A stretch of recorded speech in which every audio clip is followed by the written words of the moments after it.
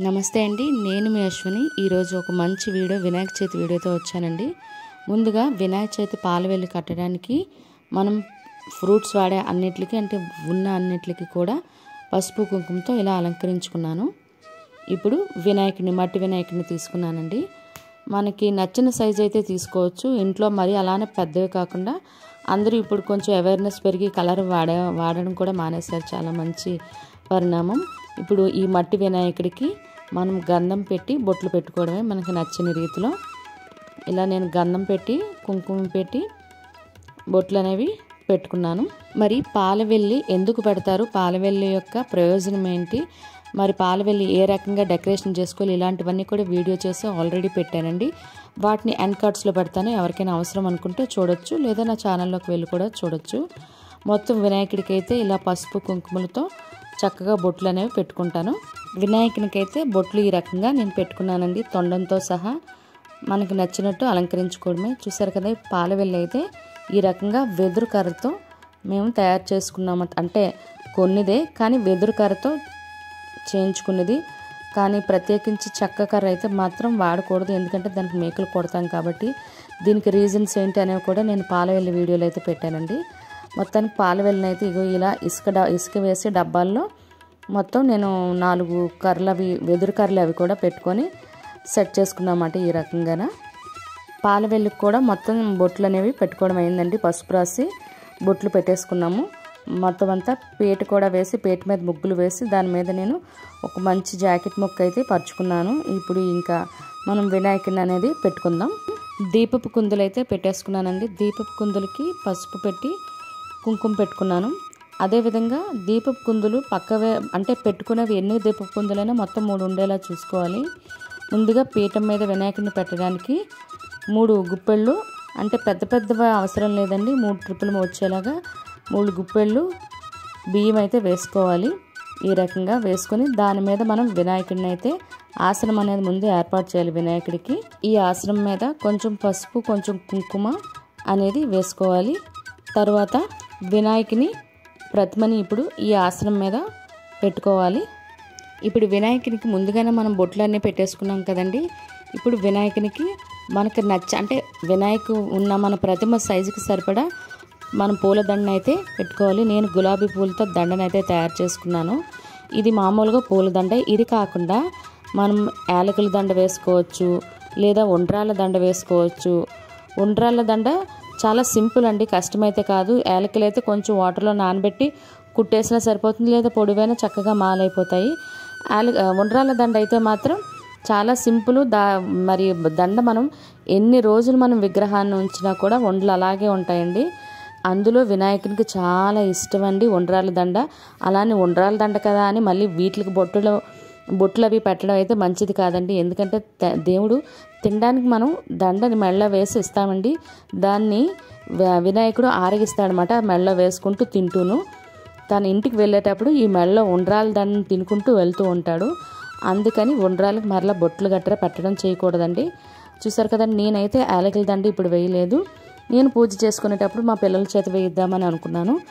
ఈ వీడియో తీసేటప్పుడు అయితే పిల్లలు లేరు, ఇంకెందుకని ఉండ్రాల దండ ఇలా గులాబీ పూల దండ నేను తయారు చేసుకున్నాను. మామిడి తోరణం లేకుండా ఏ పూజ అనేది ఉండదు కదండి, అందుకు మామిడి తోరణం కూడా పెట్టేసుకున్నాను. ఇప్పుడు ఎంత మనం వినాయకుడు మట్టితో తెచ్చుకున్నా లేకపోతే వెండివి పెట్టుకున్నా ఏం పెట్టుకున్నా వినాయక చవితి రోజు పసుపు గణపతి అనేది తప్పనిసరి అండి. పసుపు గణపతి పూజ కూడా మనం చేసుకోవాల్సి ఉంటుంది. ఇలా నేను పసుపు గణపతిని తీసుకుని బొట్టు అయితే పెట్టుకుని ఆసనం ఏర్పాటు చేసుకున్నాను. ఇప్పుడు దీపారాధన గురించి నూనె వేసుకొని ఒత్తులు అనేవి వేసుకుంటాను. ఒత్తులు ఇలా వేసుకొని 3 దీపాలు అయితే ఉండేలా చూసుకోవాలండి. మనం మధ్యలో పెట్టుకునే దీపం 3 రోజులు ఉంచుకుంటామండి అనుకునే వాళ్ళు అఖండ దీపం పెట్టుకుంటే సరిపోతుంది. లేదు ప్రత్యేకమైన దేవుడి గది ఉండి లేదా అఖండ దీపం ఆచారంగాని ఉంటే తప్పనిసరిగా అఖండ దీపం అనేది పెట్టుకోవాలి. ఆచారం లేకపోయినా గణపతికి పెట్టుకోవచ్చండి, కానీ 3 రాత్రులు నిద్ర చేసినట్టయితే అఖండ దీపం పెట్టుకుంటే ఇంకా మంచిది మాట. మనకి ఎక్కువ సేపు ఉండాలి కదండి దీపారాధన అనేది, అందు గురించి అఖండ దీపం పెట్టుకుంటారు. నేనైతే ఇప్పుడు మామూలుగా సాధారణంగా చిన్న దీపారాధన మామూలుగా పెట్టుకుంటున్నానండి. ఒక రోజుకి సరిపడా నూనె వేసుకొని దీపారాధన చేసుకుంటున్నాను. దీపారాధనకి వినాయక చవితికి మనం కుదిరితే ఆవు నెయ్యి వేసుకోవచ్చు, లేదా కొబ్బరి నూనె కూడా వేసుకొని దీపారాధన అనేది చేసుకోవచ్చండి. 3 ప్రమిదలు ఉండాలి, అంటే మళ్ళీ అందులో 3 ఒత్తులు వేసుకొని వేసుకోవచ్చు. మరి ఇప్పుడు మనం దీపారాధన ఇలాగ నేను ఏర్పాటు చేసుకున్నాను. ఇప్పుడు దీపారాధన చేసుకునే ముందుగా గణపతికి నమస్కారం చేసుకుంటూ దీపారాధన చేయాలండి. ఓం గణపతియే నమః అనుకుంటూ ఈ పూజలో విఘ్నానికి గణపతివైన నువ్వు ఏ విఘ్నాలు లేకుండా పూజ మొత్తం పూర్తయ్యేలా చూడు స్వామి అనుకుంటూ దీపారాధన చేసుకోవాల్సి ఉంటుంది. దీపారాధన చేసేటప్పుడు భర్త కానీ పిల్లలు కానీ పూజలో తల్లి నలుగురు కూర్చోవాలండి. వాళ్ళ చేత ఇంకా దీపారాధన చేయించినట్లయితే అందులో ప్రత్యేకించి పిల్లల చేత గణపతి పూజ అనేది పిల్లల చేత చేయించినట్లయితే చాలా అంటే చాలా మంచిదండి. వాళ్ళకి పూజ పట్ల అవగాహన వస్తుంది. ప్లస్ పిల్లలకి అంటే గణేశునికి ఇష్టమైన వాళ్ళు ఎవరైనా అంటే పిల్లలేనండి. అందుకు చదువుకు సంబంధించి కూడా వాళ్ళకి పూర్తి దీవెనలు అనేవి వస్తాయి. దీపారాధన పిల్లల చేత చేయించినట్లయితే చాలా మంచిది. పూజలో ముందుగా దేవుని తలుచుకొని మనకి ఏవైనా కోరిక ఉంటే ఆ కోరిక కోరుకుంటూ కొబ్బరికాయ అనేది ముందుగా కొట్టుకోవాల్సి ఉంటుందండి. కొబ్బరికాయకి మనం బొట్లు పెడుతూ ఉంటాం, చాలామంది చూశాను. కొబ్బరికాయకి ఇలా బయటన పెడితే సరిపోతుందండి, అంటే కొబ్బరికాయకి అంతే తప్ప లోపల కొబ్బరిలో మాత్రం ఎప్పుడు పసుపు కుంకుమ బొట్లు అనేవి పెట్టకూడదండి. అది దేవుడికి ఆరగించడానికి అని పెట్టిందే కదండి. మరి పసుపు కుంకుమ పెడితే మనమైతే తినం కదా. అలాగే దేవునికి కూడా పసుపు కుంకుమ పైన పెడితే సరిపోతుందండి. లోపల కొబ్బరికి మాత్రం పసుపు కుంకుమ పెట్టనవసరం లేదు. ఈ విధంగా కొబ్బరికాయ అయితే కొట్టేసి దేవుడి దగ్గర పెట్టుకున్నాను. ఇప్పుడు దేవునికి తాంబూలం అనేది ఏర్పాటు చేసుకోవాలండి. తాంబూలం తప్పనిసరి. తాంబూలంలో అయితే 11 రూపాయలు లేదా ₹1 కాయిన్ ఆకు చెక్క పెట్టేసి దేవునికి తాంబూలం పెట్టి ఈ పూజలో ఎటువంటి ఆటంకాలు లేకుండా తాంబూలం తీసుకుంటూ మేము ఇచ్చే అన్ని సదుపాయాలు తీసుకుంటూ నువ్వు పూజలో చక్కగా కూర్చోవయ్యా అని చెప్పుకుంటూ మనం దేవునికి తాంబూలం అనేది సమర్పించాలండి. తాంబూలం సమర్పించే ముందుగా ఆయనకి ఎంతో ఇష్టమైన తెల్ల జిల్లేడు పూలను కూడా నాకు దొరికే తెల్ల జిల్లేడు పూలు, అందుకు తెల్ల జిల్లేడు పూలు కూడా పెట్టుకున్నాను. మరి తాంబూలం సమర్పయామి అనుకుంటూ విఘ్నగణనాయకునికి విఘ్నాలన్నీ తొలగించమని తాంబూలం అనేది సమర్పించుకోవాలండి. మరియు నైవేద్యాలండి 5 నైవేద్యాలు ఉండేలా చూసుకోవాలి. లేదంటే 9 నైవేద్యాలైనా సరిపోతుంది. లేదంటే 2 నైవేద్యాలు, మరి 1 కాకుండా 2 నైవేద్యాలైనా సరిపోతుంది. తప్పకుండా ఉండ్రాళ్ళు మరియు పాల తాలికలు, అదేవిధంగా బెల్లం కూడా తప్పనిసరిగా ఉండాలండి. మిగిలినవన్నీ మనకి నచ్చినవి మనకి ఇష్టమైనవి ఎన్నైతే అన్ని పెట్టుకోవచ్చు. వాటితో పాటుగా మనం పైన పాలవెల్లికి ఫ్రూట్స్ తగిలించిన మరలా ప్రత్యేకించి దేవుడికి పళ్ళు అయితే సమర్పించవలసి ఉంటుంది.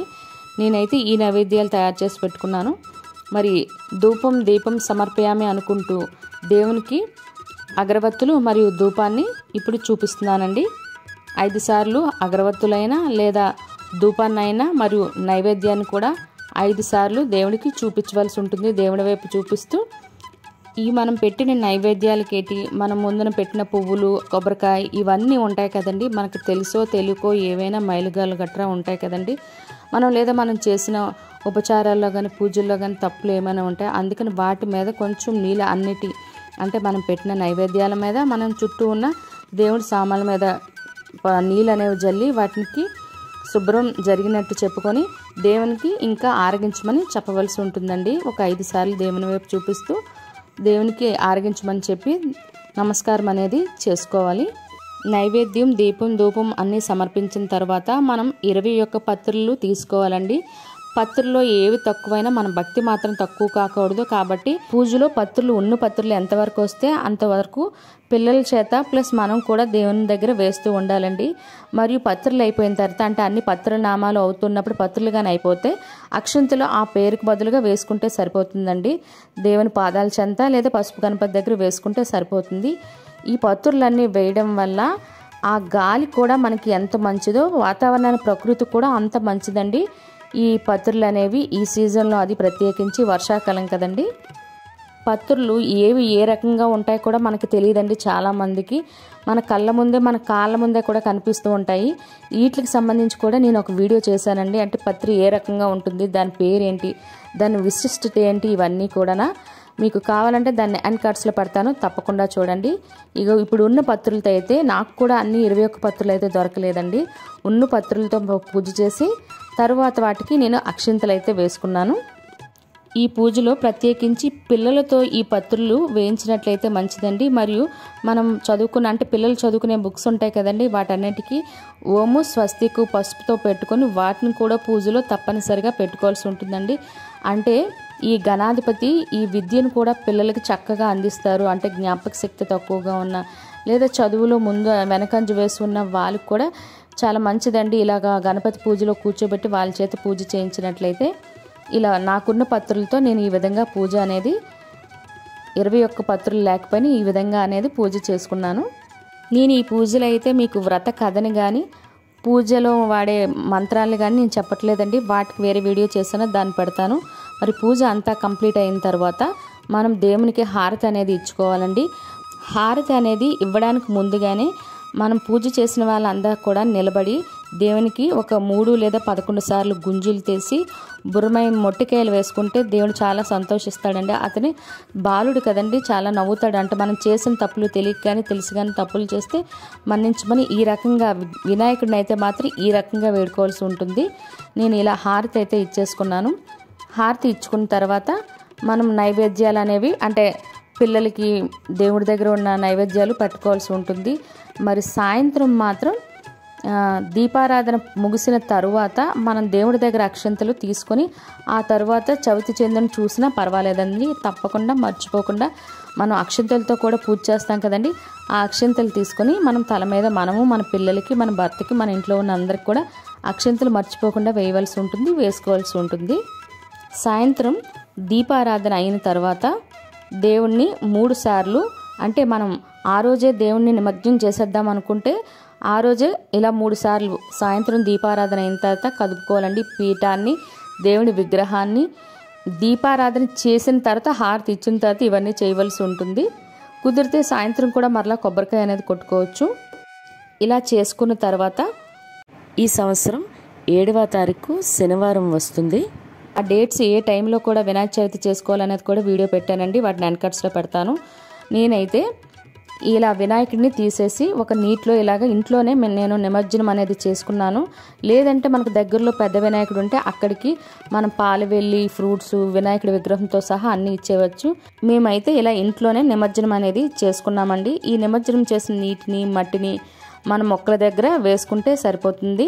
ఇలా మనం ఇంటిలో నిమజ్జనం చేసేటప్పుడు మరియు పీఠాన్ని కదిపేటప్పుడు కూడా ఓ బొజ్జు గణపయ్య నీ బంటు నేనయ్యా, ఈ ఉండ్రాల దండని మెడలో వేసుకుంటూ మీ అమ్మ దగ్గరికి తినుకుంటూ వెళ్ళిపోవయ్యా, వచ్చే సంవత్సరం కూడా మా ఇంటికి ఇలాగే రావయ్యా అని చెప్పుకుంటూ వినాయకుడి అంటే పీఠాన్ని ఇలా కదిపేటప్పుడు చెప్పాలండి. మరియు మనం అనిపేటప్పుడు అదే మన ఇంట్లో మనం నిమజ్జనం చేసేలా ఉంటే అప్పుడు కూడా ఇలాగే అనవలసి ఉంటుంది. నేనైతే వినాయక చవితి పూజని ఇలా ఈ రకంగా చేశానండి. మీకు ఈ వీడియో నచ్చినట్లయితే లేదా వీడియో మీద ఎటువంటి డౌట్స్ ఉన్నా నాకు కిందన కామెంట్ బాక్స్లో కామెంట్ చేయండి. అదేవిధంగా పాలవెల్లి ఇంట్లో ఏ విధంగా చేసుకోవాలి, దానికి ఏమైనా ఆచారాలు ఏమైనా ఉన్నాయా, అదేవిధంగా వినాయక చవితి ఏ సమయంలో పూజ అనేది చేసుకోవాలి, నిమజ్జనం ఏ రోజు చేసుకోవాలి, ఇలాంటి డౌట్స్తో కలిపి ఒక వీడియో కూడా చేశానండి. వాటిని ఎండ్ కార్డ్స్లో పెడతాను. మరి ఈ వీడియో మీకు నచ్చినట్లయితే మీ ఫ్రెండ్స్ అండ్ ఫ్యామిలీ మెంబర్స్కి ఫార్వర్డ్ చేయండి. మరిన్ని ఇంట్రెస్టింగ్ వీడియోల కోసం అశ్విని థాట్స్ ఛానల్ సబ్స్క్రైబ్ చేసుకోండి. ధన్యవాదములు. మరలా ఇంకో మంచి వీడియోతో కలుద్దాం.